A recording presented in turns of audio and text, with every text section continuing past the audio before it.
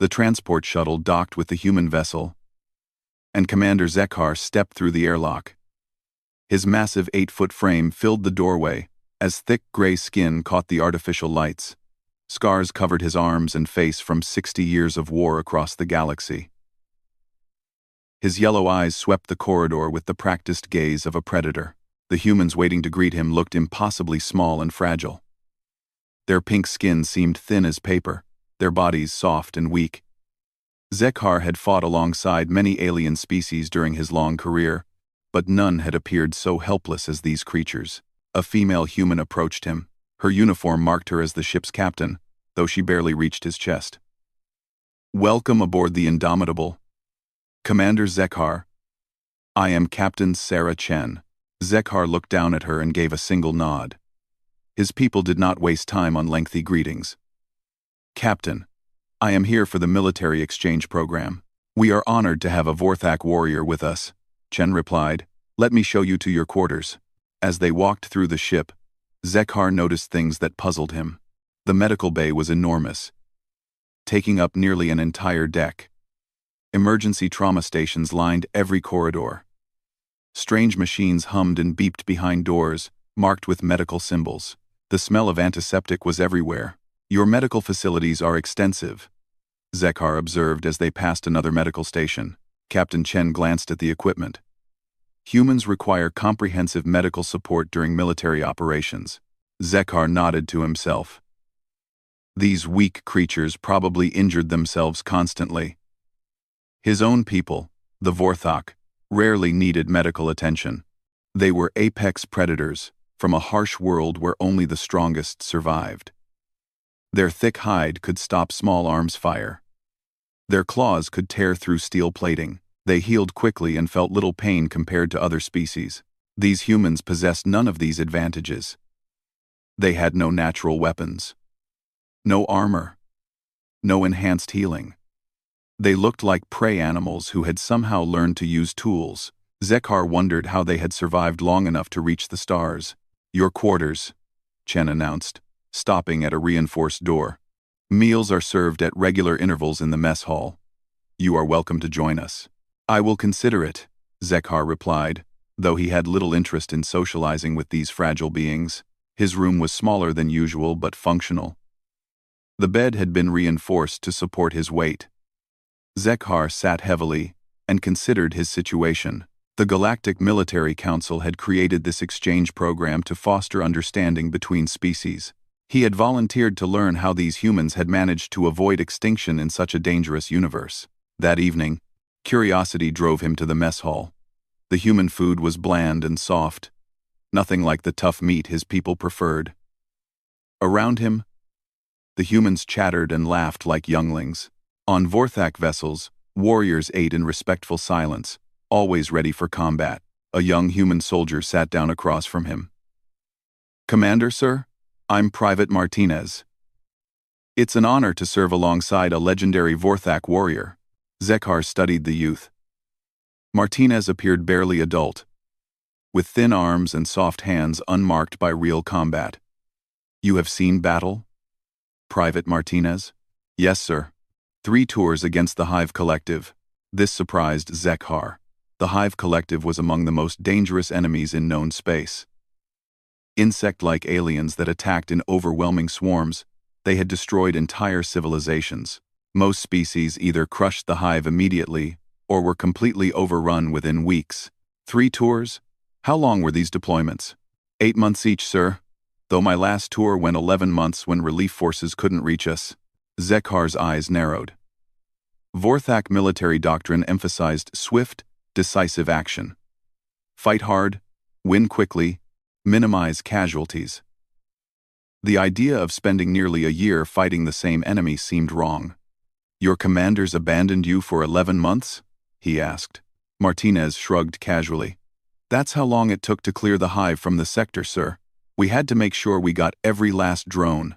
After Martinez left, Zekhar sat thinking. Something did not add up. If humans were as weak as they appeared, how had this young soldier survived nearly 3 years fighting the hive? How had any of them survived? Over the following days, he observed the human crew more carefully. He watched them work in the engine room, where temperatures would have cooked most species alive. They wore protective suits, but moved efficiently in conditions that would slow even his hardy people. He studied their training exercises. The humans practiced fighting techniques focused on endurance rather than overwhelming power. They trained to fight while exhausted, injured, and hungry. They practiced scenarios where everything went wrong and they had to continue anyway. This approach puzzled him completely.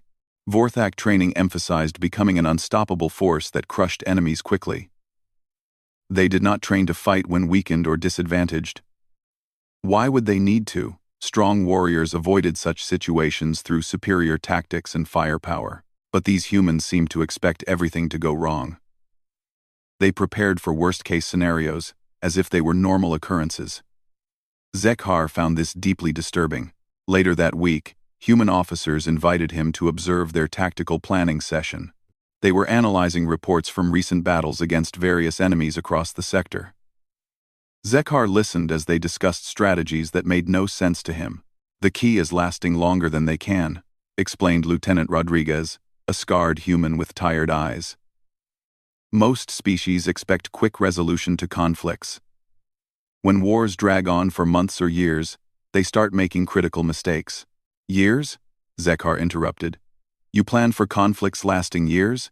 The humans exchanged meaningful glances. Captain Chen spoke carefully. "Commander, human military history includes many lengthy campaigns. We have learned to prepare for extended operations." "This is inefficient," Zekhar declared. "Proper doctrine calls for concentrated force, rapid strikes, decisive victory. Quick resolution minimizes casualties and resource expenditure." Lieutenant Rodriguez smiled grimly.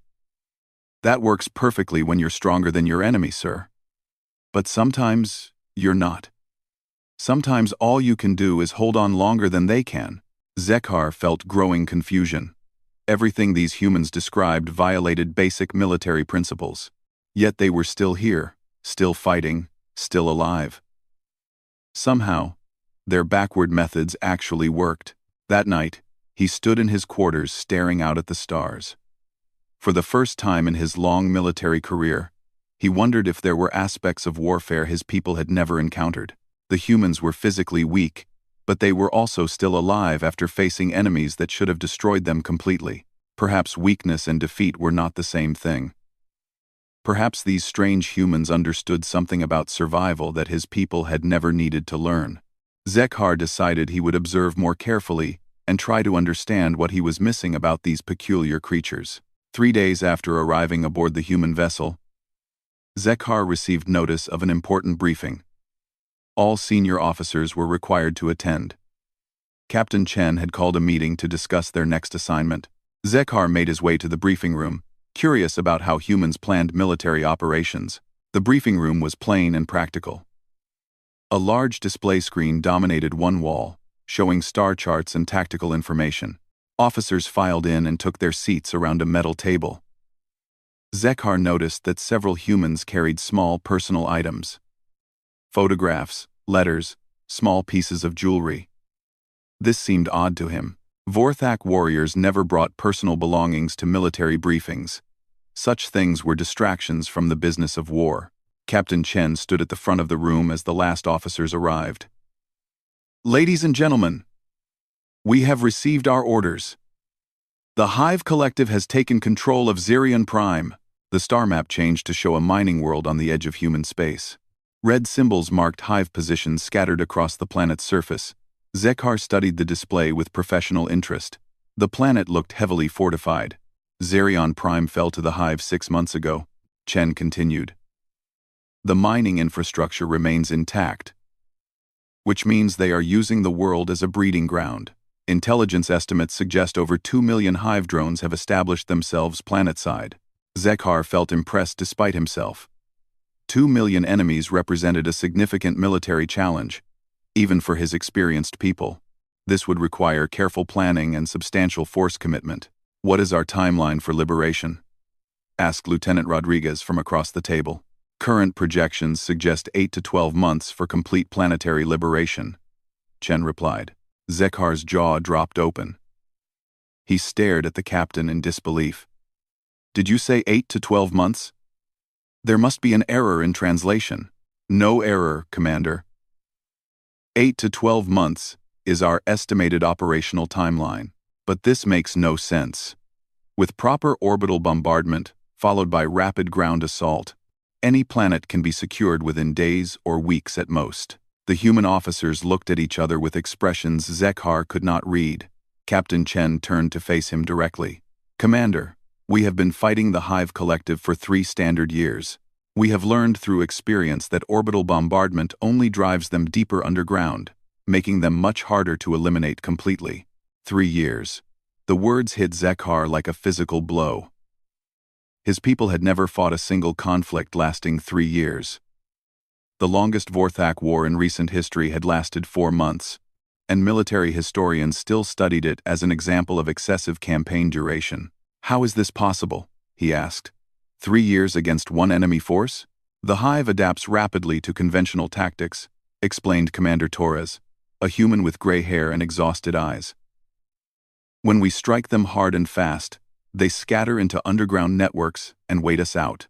When we apply overwhelming force, they dig deeper and become nearly impossible to root out.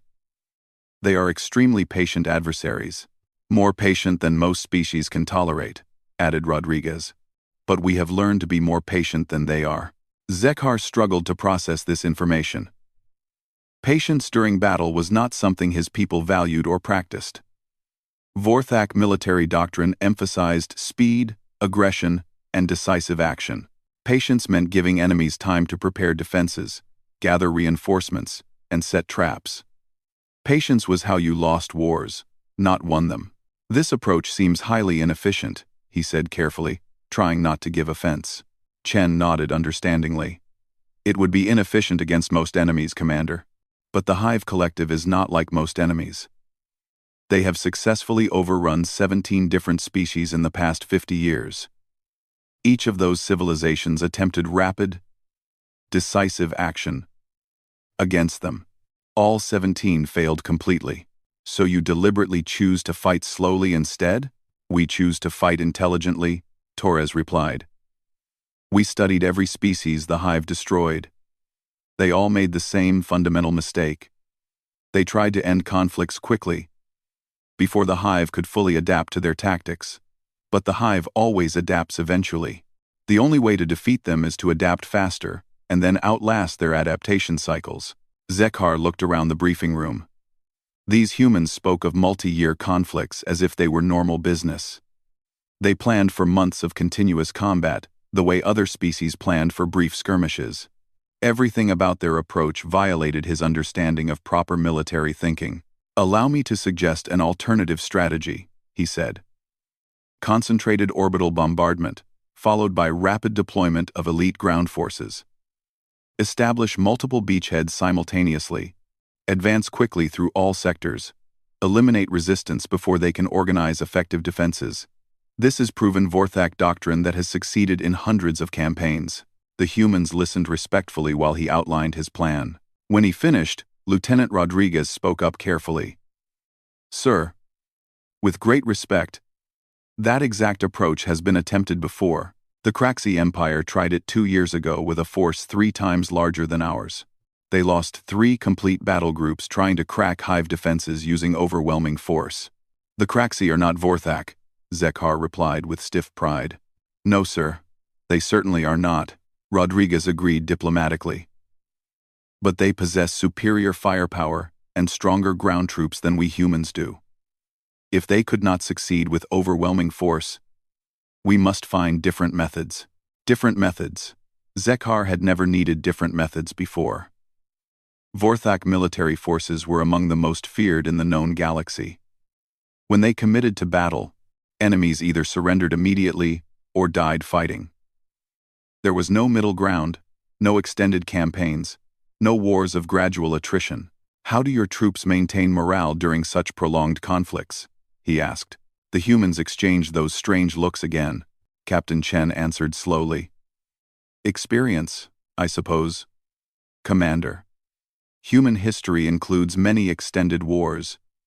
We have learned to sustain ourselves mentally and physically during long campaigns, to find strength in endurance, rather than relying solely on initial aggression. You have fought wars lasting this long before? Much longer, in some cases, Torres said quietly.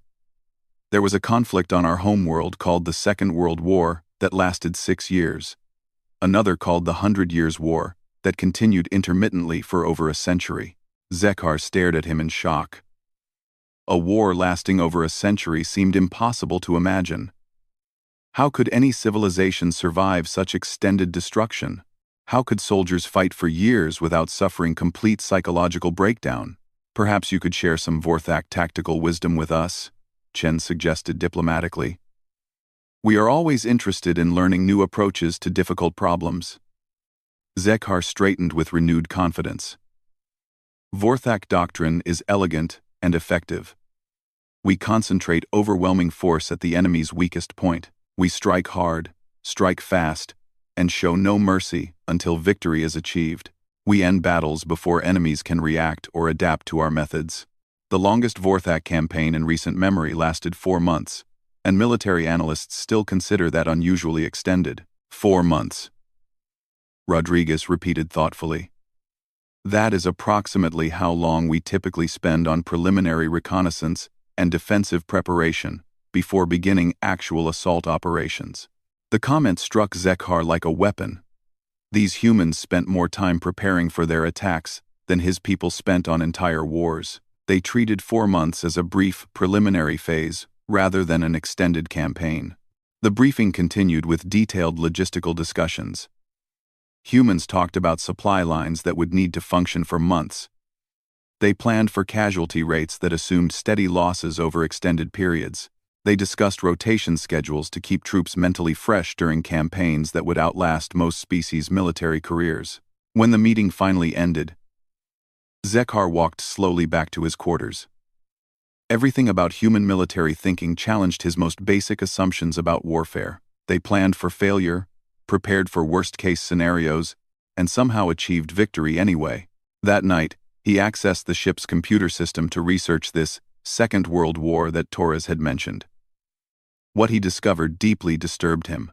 Humans fighting in frozen cities for months, eating anything they could find to survive, dying by thousands every day, yet somehow never surrendering. For the first time since joining the exchange program, Zekar wondered if his proud people had simply never been truly tested in battle. Perhaps overwhelming force only worked when you possessed it. Perhaps these fragile-looking humans had learned something crucial about what to do when overwhelming force was not available. 3 weeks into the ground campaign on Zirion Prime, Zekar witnessed something that shattered every assumption he held about warfare and biology. The human squad was trapped in the ruins of a processing facility. Hive drones had surrounded them and cut off supply lines 6 days earlier. No food deliveries, no medical supplies, no ammunition resupply, no reinforcements.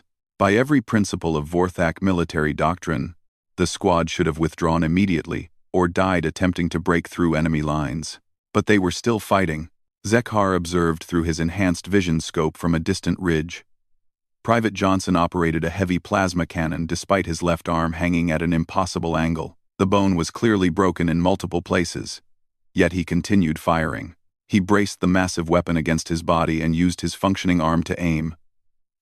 Every shot must have sent shockwaves of pain through his damaged limb, but his targeting remained precise and effective. Sergeant Williams coordinated defensive positions while blood soaked through her combat uniform from a deep abdominal wound. She had fashioned a crude bandage from torn fabric, but it was clearly inadequate for such serious trauma. Her face showed the pale color of significant blood loss. Yet her tactical commands remained sharp and logical. She moved carefully but steadily, directing her remaining troops with hand signals when speaking became too painful. The entire squad had been awake for over 70 hours straight. They swayed on their feet like walking corpses, stumbling occasionally from exhaustion. Their movements were slow and unsteady, but they never stopped moving. When waves of hive drones rushed their defensive positions, the humans fought them back with mechanical efficiency despite their obviously deteriorated condition. Zekar activated his communicator. "Captain Chen, The surrounded squad requires immediate medical evacuation.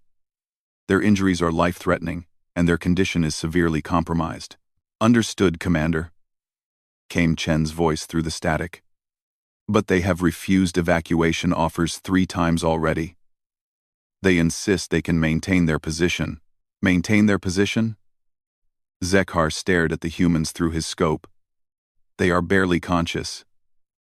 Any rational warrior would have withdrawn hours ago. I know it appears desperate, Chen replied. But our forces have held similar positions, under comparable conditions many times before. Comparable conditions? Zekhar could not imagine conditions more hopeless than what he was observing. These humans were fighting while injured, starving, exhausted, and completely surrounded. It violated every principle of sensible military behavior he had ever learned. When relief forces finally reached the trapped squad, Zekhar immediately moved down to meet them.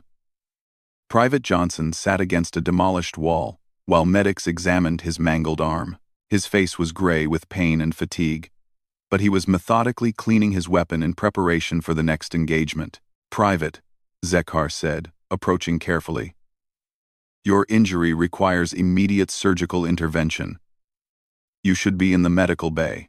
Johnson looked up with bloodshot eyes. Sir, it's just a broken arm. I can still operate weapon systems effectively. Just a broken arm? Among Zekhar's people, such an injury would require immediate evacuation and several days of recovery time. You have been fighting for 6 days with this injury. Yes, sir. Sergeant Williams has been hurt much worse, and she's still commanding the unit. Zekhar looked toward Sergeant Williams, who was currently arguing with a medic about returning to active duty despite her severe abdominal wound.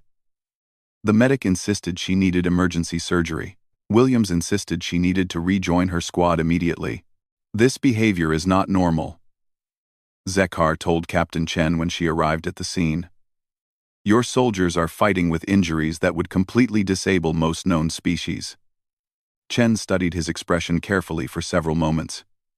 Commander, I believe it is time you learned more about human military history. Would you join me in my quarters this evening? There are things you need to see if you want to understand how we fight. That evening, Chen activated her personal computer terminal and accessed historical archives. What I am going to show you may be difficult to process, she said, but it will explain why humans approach warfare differently than other species. The first video showed ancient human warriors at a place called Thermopylae. 300 soldiers holding a narrow mountain pass against an enemy force of thousands. They fought for 3 days, knowing they could not possibly win. Every single one died rather than retreat, buying precious time for their allies to escape and regroup.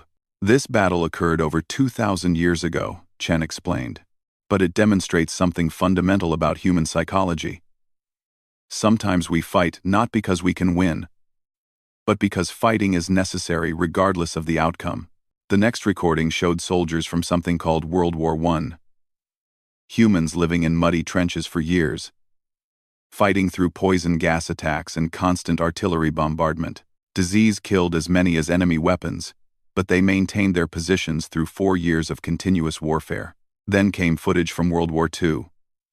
Humans defending cities while bombs fell every night for months. Citizens sleeping in underground tunnels, emerging each morning to rebuild whatever had been destroyed overnight. Soldiers fighting through Russian winter with inadequate supplies, eating grass and boiled leather to survive when food ran out. But what completely destroyed Zekhar's understanding was footage from the Hive invasion of Earth 50 years earlier. The Battle of Saragossa lasted 18 months of continuous urban combat. Humans fought in the ruins of their own cities, while hive swarms darkened the sky overhead. Children barely 12 years old manned defensive positions. Civilians operated weapons factories in underground bunkers while the city burned above them. One video clip showed a human medic treating wounded soldiers while her own leg was nearly severed at the thigh. She had tied a tourniquet around her leg to control bleeding and continued working. When other soldiers tried to evacuate her to safety, she refused, insisting that other wounded people needed immediate attention more than she did. This cannot be real, Zekhar whispered. Every piece of footage is authentic, Chen said quietly. Every battle, Every act of endurance you are seeing actually happened. This is what humans do when we are pushed beyond normal limits. We discover that the limits were not as absolute as we thought. More footage followed. Humans fighting for years in jungles, deserts, and frozen wastelands. Always outnumbered, always outgunned, somehow finding ways to continue when any logical analysis suggested immediate surrender.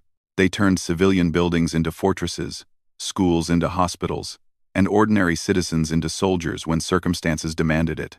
Your species fights until victory or death, Chen continued. That is honorable and usually effective. But humans have learned to fight until victory, death, or until we discover a third option that nobody anticipated. We have learned to turn our own suffering into a tactical advantage. Turn suffering into an advantage? The ability to function while injured, to continue when exhausted, to fight when everything has gone wrong. These become weapons when your enemies cannot match them. Most species assume that warfare has logical boundaries. Humans have learned that sometimes the only way to win is to go beyond what anyone believes is possible. Zekhar stared at the screen showing the aftermath of Saragossa. Humans emerging from 18 months of underground fighting. Thin and scarred but alive. They immediately began reconstruction efforts while hive forces retreated in confusion. The insects had never encountered an enemy that simply refused to break under any amount of pressure. You did not merely defeat the hive, he said slowly. You taught them that some victories cost more than they are worth. Exactly. The hive expects enemies to fight rationally, with clear limits on acceptable losses. But human limits are not always rational. We have survived ice ages, plagues, and wars that lasted generations. When the universe demands more than any species should be able to give, humans find ways to give it anyway. Zekhar's military conditioning, built over 60 years of successful campaigns, began to crack and crumble. His people were skilled warriors, with superior physical capabilities, but they had never been tested the way these humans had been tested. They had never needed to find strength beyond their natural strength. This explains your extensive medical facilities, he said slowly. Yes. We plan for severe casualties, because we have learned that surviving casualties often leads to ultimate victory. This explains why you train to fight while disadvantaged. Yes, because disadvantage is often temporary if you can endure it long enough. This explains why your campaigns last years instead of weeks. Yes, because we have learned that time itself can become a weapon if you understand how to use it properly. Zekhar sat in stunned silence for long minutes, trying to process what he had learned. Everything he thought he understood about military science was incomplete. His people fought until victory or death because they were strong enough to achieve victory quickly. But what happened when quick victory was impossible? What happened when strength alone was insufficient? These humans had discovered the answer. When you could not win fast, you won slowly. When you could not overpower enemies, you outlasted them. When logic said you should surrender, you redefined what logic meant. After viewing the historical footage, Zekhar began observing human behavior with completely different eyes.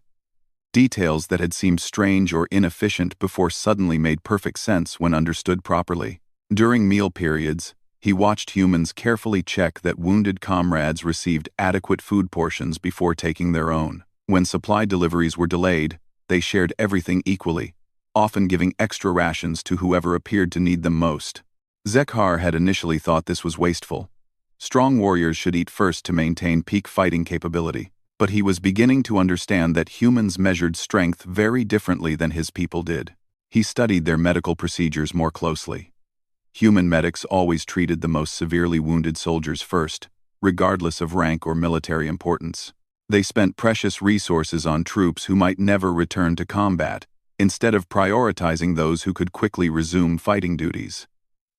By Vorthak logic, this approach wasted valuable medical supplies. By human logic, it served a completely different purpose. Why do you risk so much to save soldiers who may never recover completely? He asked Dr. Martinez during one of his visits to the medical bay. The human physician looked up from treating severe plasma burns on a young private's chest. Because that is what we do. Commander, we never abandon our people, no matter how bad their situation becomes. even when attempting rescue operations puts healthy soldiers at additional risk? Especially then. When our troops know we will come for them regardless of circumstances, they take risks they would never consider otherwise.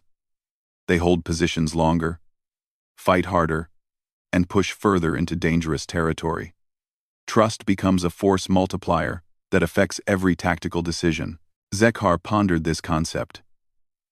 Vorthak military doctrine taught that individual soldiers were acceptable losses for achieving greater strategic objectives. But humans seemed to believe that treating individuals as expendable actually weakened overall unit effectiveness. It contradicted everything he had learned about command principles, yet their approach appeared to produce superior results. He also observed their ceremonies for fallen comrades. Even during active combat operations, humans took precious time to honor their dead. They spoke meaningful words over bodies, collected personal belongings to send to families, and shared stories about those who had died. Zekhar had originally viewed this as time wasted when they should have been fighting. "The dead are dead," he said to Lieutenant Rodriguez during one such ceremony. "These rituals serve no practical tactical purpose." Rodriguez turned to face him with serious eyes. "They serve the most important tactical purpose possible, sir. They tell living soldiers that their lives have meaning beyond military objectives, that they will be remembered as individuals, not just casualties. A warrior who knows he will not be forgotten can accomplish things that someone fighting purely for survival cannot." These observations helped Zekhar understand human endurance on an intellectual level, but he had never experienced it personally.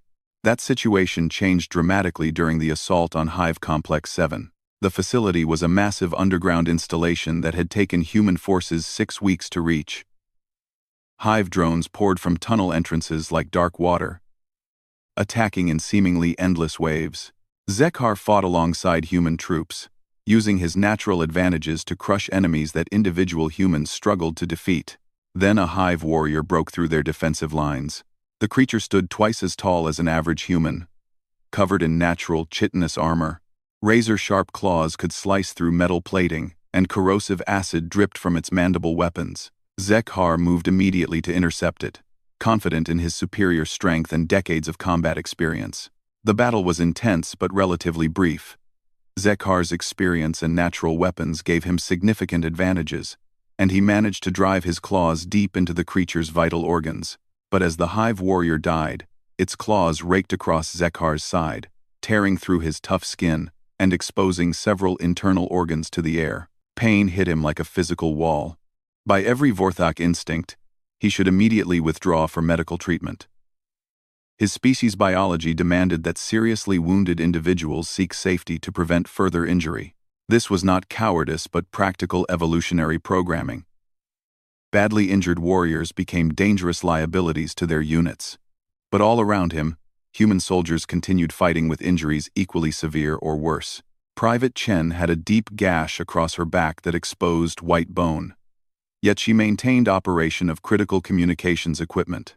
Sergeant Morrison's left hand was completely mangled, but he directed artillery coordinates with his remaining functional hand, while medics applied emergency bandages. They moved carefully but steadily, pushing through pain that would have incapacitated most known species. For the first time in his entire military career, Zekhar ignored his biological imperative to seek immediate safety. He pressed one massive hand against his wound to slow the bleeding and continued fighting with his other arm. Every movement sent waves of agony through his body, but he forced himself to keep going. The experience transformed something fundamental in his understanding. He was not just learning human tactics. He was discovering what it meant to function beyond the point where normal function should be impossible. He was experiencing what humans called second wind, strength that came from somewhere deeper than normal physical reserves. "Commander, you require immediate medical attention," Dr. Martinez called to him during a brief lull between Hive attacks. "I can continue fighting," Zekhar replied, surprising himself with the words that came from his mouth. "Sir, you are losing significant amounts of blood. Then stop the bleeding here. I will not abandon my assigned position." Dr. Martinez stared at him for a moment, then nodded with what appeared to be approval. She quickly applied emergency medical patches while Zekhar remained in fighting stance, ready for the next wave of enemy drones. As she worked, he noticed something crucial about the human soldiers around him. They were not simply enduring their injuries through willpower alone. They were actually using their ability to endure as a tactical weapon. Their capacity to keep fighting when logic said they should stop confused and demoralized enemy forces. The hive drones expected wounded enemies to weaken and retreat according to normal biological patterns. When humans did neither, it disrupted hive battle plans and created advantages that should not have existed. The engagement lasted 14 hours of continuous combat. By the end, most human personnel had sustained injuries of some kind. But they had successfully held all strategic positions and achieved every tactical objective. Zekar had fought longer while more seriously wounded than ever before in his 60-year military career. He should have felt exhausted and weakened. Instead, he experienced something completely new. A strange form of strength that emerged from having pushed past his own perceived limitations.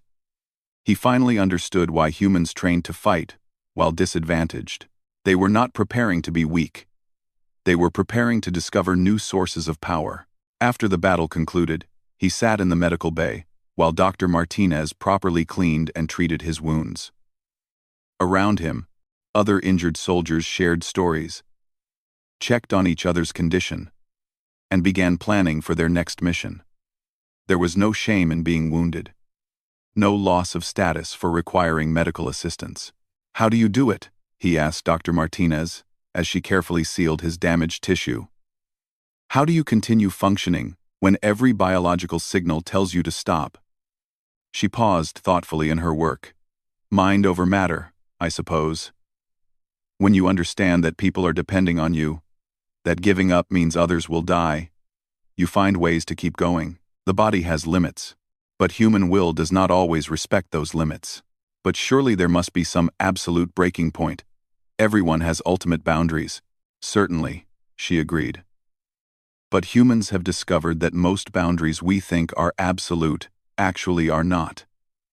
They are just the first wall we encounter. There are usually more walls behind that one, and more walls behind those. The secret is learning to climb walls instead of stopping when you hit them." That night, Zekar lay in his bunk thinking about walls and boundaries. His people had never needed to climb walls because they had always been strong enough to break through them directly. But what happened when you encountered walls too strong to break? What happened when overwhelming force proved insufficient? These humans had found the answer. When you could not break the wall, you learned to climb over it. When you could not overpower your problems, you learned to outlast them. When normal strength was not enough, you discovered abnormal strength. 4 months after the ground campaign began, Zirion Prime was finally liberated from hive control. The victory did not come through overwhelming firepower or brilliant tactical maneuvers. It came through simple, relentless pressure that never stopped, never wavered, and never accepted defeat as a possibility. Zekar stood among the ruins of what had been the primary hive command complex, watching human engineers already beginning reconstruction operations. Smoke still rose from destroyed buildings scattered across the battlefield. Bodies of hive drones littered the ground like fallen leaves. The air carried the smell of burned metal, spilled chemicals, and death. Yet human soldiers were setting up communication networks while civilian contractors prepared to restore the mining facilities. "How did you know this approach would succeed?" he asked Captain Chen, as they surveyed the devastated landscape together. Chen looked exhausted but deeply satisfied. Her uniform was torn and stained from months of continuous fighting. Like most human personnel, she carried several new scars from the extended campaign. "We did not know it would work," she admitted honestly. "We hoped it would work." "You hoped?" "The Hive Collective has successfully conquered 17 different species over the past 50 years, she explained patiently. Every one of those civilizations tried to defeat them, using superior technology or overwhelming military force. All 17 approaches failed completely. We decided to try something fundamentally different." Zekar thought about the past 4 months of grinding warfare. The humans had not attempted to destroy hive forces quickly through concentrated attacks. Instead, they had applied steady pressure across multiple fronts, never retreating, never allowing the insect forces a moment of rest or opportunity to regroup. When hive drones attacked human positions, The humans absorbed casualties and maintained their ground. When hive forces tried to wait them out, the humans proved they could wait much longer. You achieved victory through pure endurance, he said slowly. We achieved victory by changing the fundamental nature of the conflict, Chen corrected him. The hive evolved to fight against warriors who follow traditional military logic. They expect enemies to fight hard and fast until someone achieves decisive victory. But we fought like survivors instead of warriors. We fought slowly and steadily until the job was completely finished. The distinction was more important than it first appeared. Warriors fought to defeat specific enemies in particular battles. Survivors fought to outlast whatever problems the universe presented to them. The hive had developed effective countermeasures against warriors over decades of successful expansion, but they had no experience dealing with true survivors. Zekar observed a group of human medics providing medical treatment to captured hive drones alongside their own wounded personnel. This behavior continued to puzzle him deeply. Why do you offer aid to defeated enemies? Because the war is over, explained Dr. Martinez, who was supervising the medical operations. These drones were following their biological programming during combat.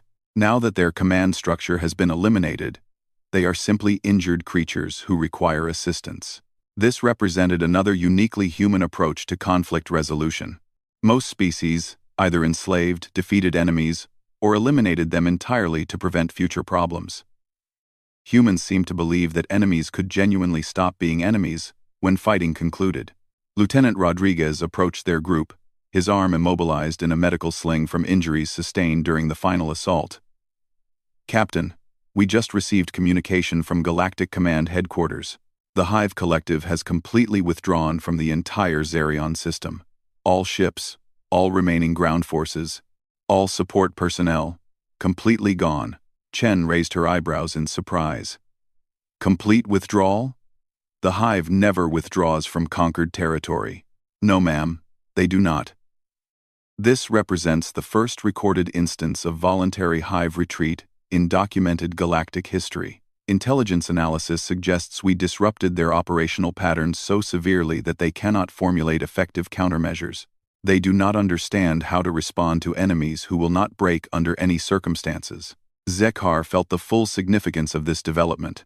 The Hive Collective had been expanding across the galaxy for decades, consuming civilization after civilization with ruthless efficiency. They had never retreated, never abandoned conquered worlds, never shown any sign of uncertainty or confusion, until they encountered humans who refused to follow expected patterns. You accomplished more than simple victory, he said with growing amazement. You taught them to experience fear. We taught them that some targets cost more than they are worth, Chen replied thoughtfully. The Hive will reconsider very carefully before attacking human territories again. They understand now that we will make any victory so expensive that it becomes meaningless. That evening, Zekar made a decision that would have seemed impossible when he first stepped aboard the human vessel months earlier.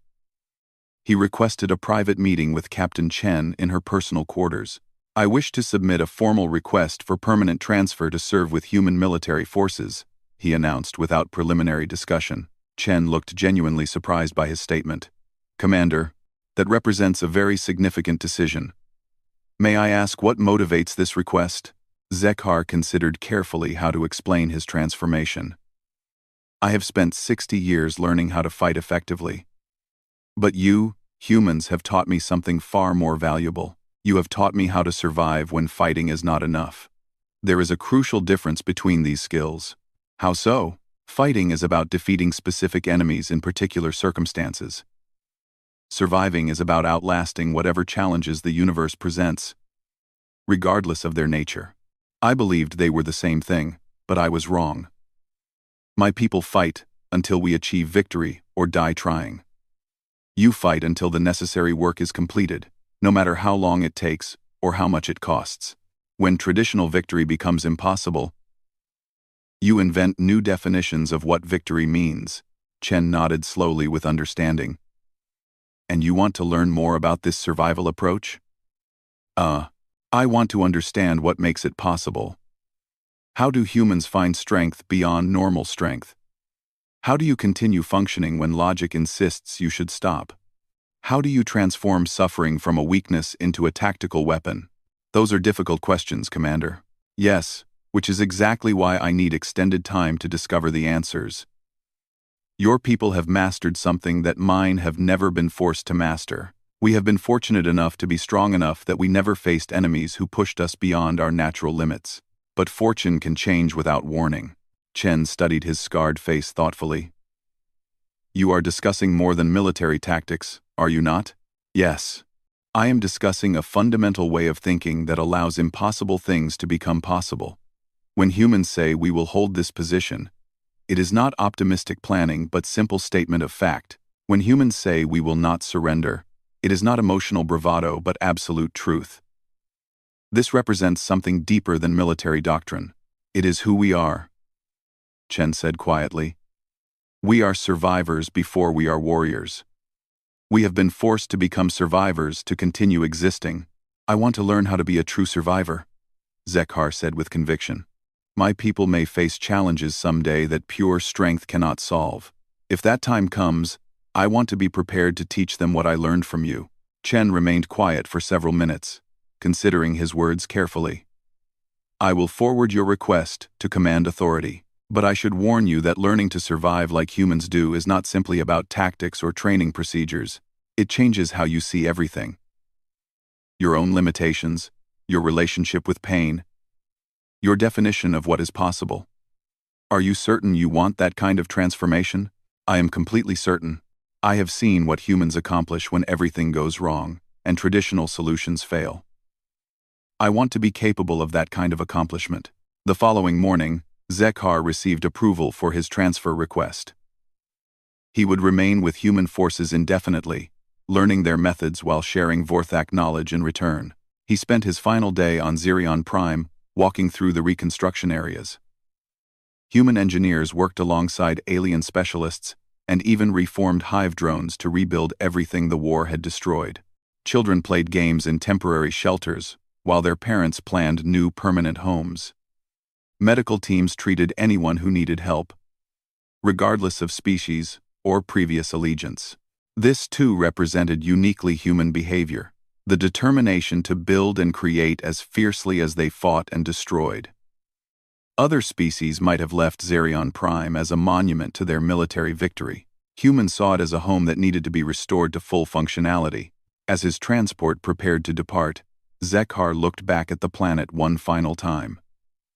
Smoke still rose from some damaged areas, but green construction lights marked rebuilding projects across the entire surface. Humans were already planting agricultural areas in former battlefields, establishing schools for their children, and planning for a future that extended far beyond the war. He finally understood what made humans so dangerous to their enemies. It was not their weapons, their tactics, or their technology. It was their absolute refusal to accept that anything, defeat, death, or destruction, represented a permanent condition. They treated every ending as a new beginning, every loss as motivation to try again, every impossibility as a challenge to overcome through persistence. When the universe said no, humans heard not yet. When logic said impossible, humans heard difficult. When enemies said surrender, humans heard try harder. That was their true weapon. Not strength, but the inability to remain broken. Not power, but resilience that transformed suffering into fuel for greater efforts. Zekhar had thought he was a warrior. Now he was learning to become something far more dangerous. A survivor who understood that the only real limits were the ones you accepted.